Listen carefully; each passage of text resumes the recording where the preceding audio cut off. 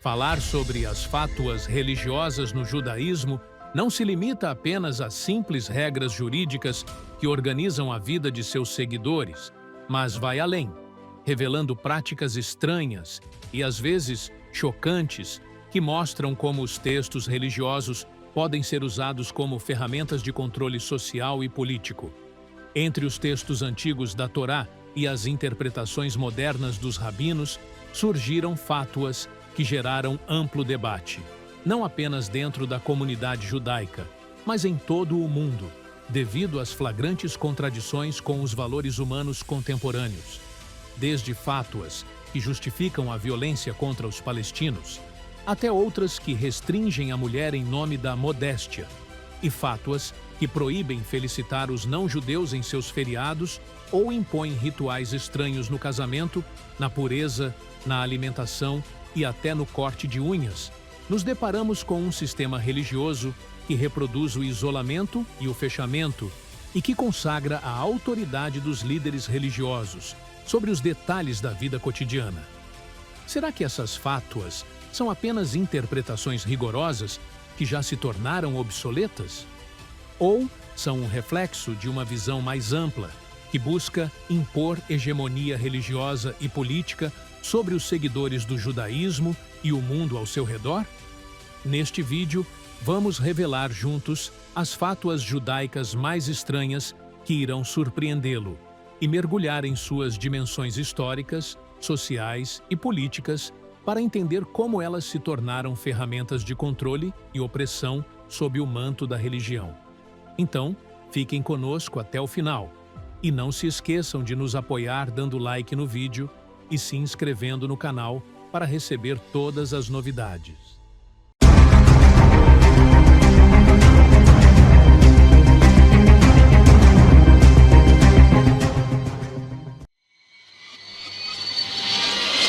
Em 2008, vários rabinos judeus emitiram uma fátua controversa que autorizava atingir civis palestinos em resposta à resistência dos colonos.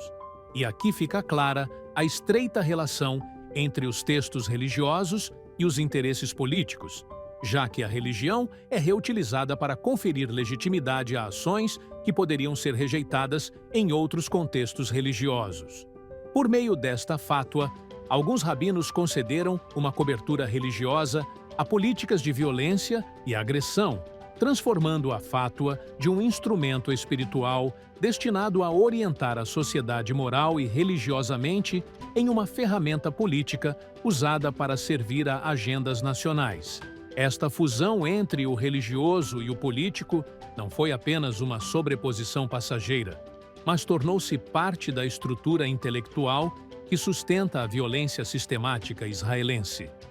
O mais perigoso é o reflexo dessas fátuas nas políticas militares de campo, pois justificaram ataques contra civis palestinos e a destruição de suas propriedades, sendo consideradas um meio de dissuasão destinado a ensinar aos palestinos o preço elevado de qualquer tentativa de prejudicar os judeus.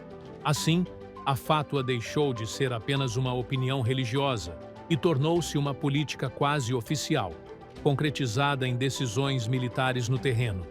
Essa transformação fez da fátua um elemento ativo na formação da opinião pública e na orientação das decisões governamentais, pois seu papel não se limita mais ao âmbito religioso e ético, mas extrapola para legitimar atos de violência, conferindo-lhes uma falsa legalidade. Dessa forma, evidencia-se o perigo de se utilizar textos religiosos para justificar guerras e agressões, levantando questões profundas sobre o papel da religião na formulação de políticas públicas e na incitação de conflitos na era moderna. O impacto dessas fátuas não se restringiu apenas ao aspecto militar, mas se estendeu ao tecido social e humano. Uma sociedade que adota tais fátuas pode se acostumar com a ideia da violência como um meio natural de resolver crises políticas ou étnicas, e com a consolidação de uma cobertura religiosa para ações hostis contra civis, o conflito se agrava e a divisão entre comunidades se amplia, conduzindo a mais mortes e tornando a paz algo cada vez mais distante de ser alcançada. Entre as fátuas mais controversas na religião judaica estão aquelas que restringem a liberdade das mulheres em algumas comunidades Haredi, onde um grupo de rabinos em Jerusalém emitiu uma fátua que proíbe as mulheres de dirigir carros. Esta fátua não foi apenas uma decisão religiosa passageira, mas uma tentativa de organizar a vida das mulheres através da imposição de restrições sociais rígidas, impedindo-as de tomar decisões simples, como dirigir um carro. O argumento apresentado pelos rabinos baseava-se na consideração de que dirigir violaria o conceito de modéstia, que é um dos princípios fundamentais impostos pela sociedade Haredi aos seus membros. Neste contexto, os rabinos consideraram que a presença da mulher ao volante em locais públicos constitui uma violação das normas religiosas rígidas que impõem a separação entre os sexos e reduzem a exposição pública da mulher.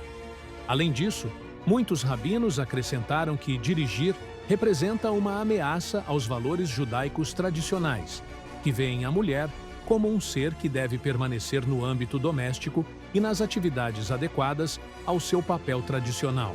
Esta fátua não reflete apenas a recusa à liberdade pessoal da mulher, mas também indica uma tendência de consolidar identidades sociais restritas impostas por certas correntes religiosas.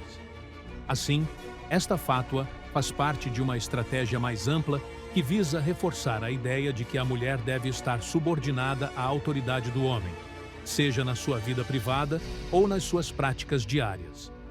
Embora esta opinião possa ser contrária aos direitos e à liberdade pessoal da mulher, ela contrasta com os princípios humanos modernos, que garantem à mulher o direito de tomar suas próprias decisões sem intervenção religiosa ou social coercitiva. Esta restrição à liberdade feminina na sociedade Haredi mostra até que ponto a religião pode ser explorada para consolidar a dominação sobre a mulher, tornando-a refém de tradições antigas que limitam seus movimentos e pensamentos. Entre as fátuas mais controversas na religião judaica estão aquelas relacionadas às mulheres e aos rituais de pureza, nas quais algumas tradições foram impostas especificamente sobre como as mulheres devem lidar com seus corpos. Uma dessas fátuas, que recebeu críticas significativas, proíbe que a mulher se banhe completamente nua, exigindo que cubra todo o corpo durante o banho, mesmo no contexto da pureza religiosa. Esta fátua evidencia claramente a crença de que o corpo feminino é fonte do pecado, refletindo uma compreensão religiosa que associa o corpo humano à prática de pecados. A fátua não se limita a um simples conselho ou orientação religiosa, mas impõe, em certos círculos, regras rígidas que restringem a liberdade de ação das mulheres nos aspectos mais íntimos de suas vidas. Isso está relacionado a tradições religiosas rigorosas, que veem o corpo feminino como algo que deve ser constantemente vigiado e controlado. Esse tipo de fátua demonstra uma forma de dominação religiosa sobre o corpo da mulher, interpretando-o como algo que precisa estar sob vigilância contínua para preservar a pureza e a santidade espiritual. Essa análise indica que essas fátuas vão além do âmbito religioso, tornando-se um meio de controlar a vida pessoal da mulher e gerir seu corpo como uma ferramenta que contribui para a manutenção da ordem social religiosa. Assim, a fátua faz parte de um legado intelectual que associa a mulher à noção de pecado e impureza, ajudando a consolidar ideias tradicionais sobre o lugar da mulher dentro das comunidades religiosas.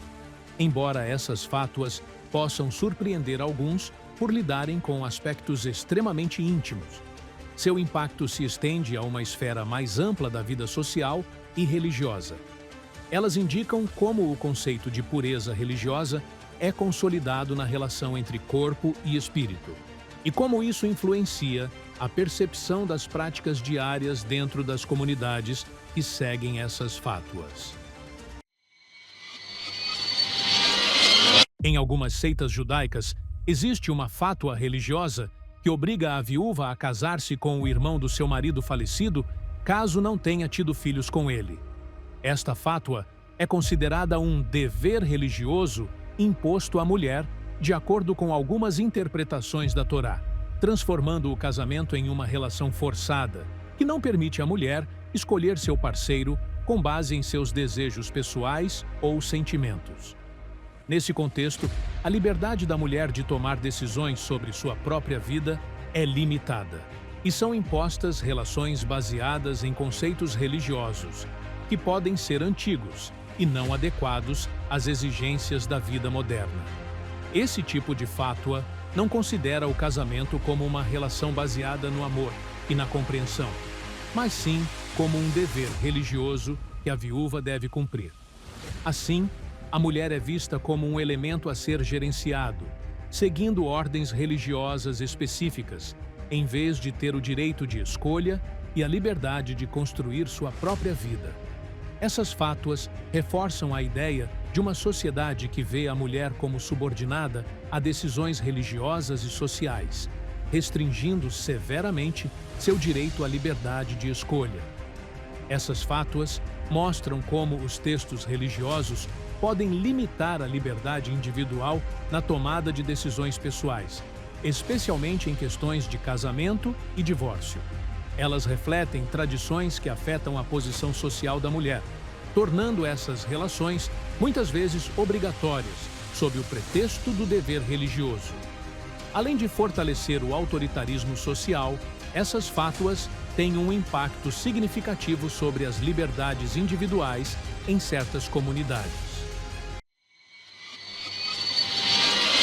As fátuas relacionadas à alimentação são consideradas umas das mais estranhas no judaísmo, pois impõem restrições rígidas sobre os alimentos que podem ser consumidos e definem formas específicas de preparo de acordo com os ensinamentos religiosos. A comida judaica é conhecida como kosher, que é o alimento permitido de acordo com a lei da Torá. Essa lei não se limita apenas a determinar os tipos de alimentos, mas também estabelece como devem ser preparados, formando um sistema alimentar rigoroso, com regras complexas que são impostas à comunidade judaica. Uma das fátuas mais conhecidas proíbe a combinação de carne com produtos lácteos. Segundo as leis judaicas, deve haver separação total entre alimentos que contenham carne e produtos lácteos, tanto na preparação quanto no consumo, tornando essa distinção uma parte essencial das regras do kosher. Se um judeu tenta consumir alimentos que misturam esses dois elementos, isso é considerado proibido religiosamente, refletindo uma grande atenção ao rigor na observância das tradições religiosas, que às vezes podem estar distantes do interesse individual. Além disso, alguns tipos de alimentos são proibidos, como peixes que não possuem nadadeiras e escamas, como ostras e caranguejos, mostrando um rigor religioso na definição do que é permitido e do que é proibido. Essas restrições alimentares não são apenas regras dietéticas, mas representam a manifestação do espírito das práticas religiosas que governam a vida diária dos judeus, com efeitos que se estendem a muitos outros aspectos da vida. Nos últimos anos, surgiram algumas fátuas judaicas que geraram ampla controvérsia, devido às opiniões rigorosas e estranhas que apresentam, podendo estar distantes do contexto religioso habitual. Entre as mais notórias está a fátua, maldição sobre quem cria um cão, emitida por um grupo de rabinos na cidade de Elad, na comunidade Hared, em 2019. Esta decisão é considerada uma das fátuas mais estranhas, pois os rabinos declararam que qualquer pessoa que crie um cão em casa é amaldiçoada. De acordo com essa fátua, os cães foram classificados como animais malignos que ameaçam a vida humana, e todo judeu deve abster-se de criá-los em qualquer circunstância. Além disso, a crescente prática de criar cães na comunidade Hared, especialmente entre crianças e jovens, foi condenada, afirmando-se que essa prática não é aceitável do ponto de vista religioso. A fátua não se limita a um simples aviso, mas inclui alertas severos sobre o perigo de ter cães em casa, o que gerou debates acalorados entre os próprios rabinos, dividindo a comunidade rabínica em apoiadores e opositores. Enquanto alguns rabinos apoiaram a fátua, argumentando que os cães representam uma ameaça à ética judaica e levantam dúvidas sobre a pureza religiosa, surgiram vozes contrárias que consideram essa fátua um exagero de rigor, especialmente diante do reconhecimento da necessidade de certos tipos de cães, como cães de assistência para pessoas com deficiência. Isso abriu espaço para uma interpretação religiosa mais ampla sobre a necessidade urgente de criar cães em alguns casos. O debate não parou aí, estendendo-se à comunidade judaica em geral, onde muitos começaram a buscar a interpretação correta da fátua e sua compatibilidade com a lei judaica. Outra fátua que gerou ampla controvérsia é a relacionada ao corte das unhas. De acordo com alguns rabinos, é necessário seguir rituais e condições específicas para que este simples hábito não cause consequências negativas na vida diária.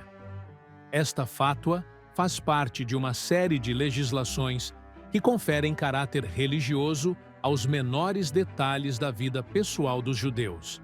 Segundo essa fátua, as unhas devem ser cortadas em uma ordem específica, começando pela unha do dedo anelar da mão esquerda, seguindo para as demais, sendo isso considerado parte dos rituais religiosos judaicos, que visam evitar problemas sociais ou religiosos decorrentes do não cumprimento dessas normas. Alguns rabinos acreditam que cortar as unhas de forma inadequada ou em momento inoportuno pode expor a pessoa a vários problemas graves, como pobreza ou até a perda prematura dos filhos. Entre as interpretações apresentadas para essa fátua, há quem veja que não seguir o ritual de corte das unhas pode privar o indivíduo da bênção da vida e afetar a estabilidade familiar, levantando questões sobre o impacto dessas fátuas na comunidade judaica e sua compatibilidade com as exigências sociais modernas.